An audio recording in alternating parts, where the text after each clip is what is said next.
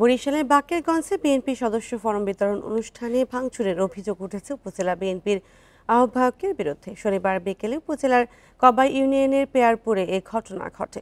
Bundle থাকলে প্রতি সেনমানিতে টাকা বাঁচবে। বিকাশ সেনমানি বান্ডেল কিনে জিতুন প্রতি লেনদেনে।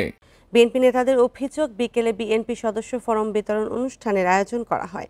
তবে এর আগে অনুষ্ঠানে উপজেলা বিএনপির আহ্বায়ক আবুল হোসেন খানের অনুসারীরা হামলা চালায়। ভাঙচুর করা হয় মঞ্চ, চেয়ার ও দলে নেতাকর্মীদের ছবি। এতে নির্ধারিত সদস্য ও সংগ্রহ ও সদস্য নবায়ন কর্মসূচি পণ্ড হয়ে যায়। অনুষ্ঠান না হওয়ায় ক্ষোভ প্রকাশ করেন দলের নেতাকর্মীরা।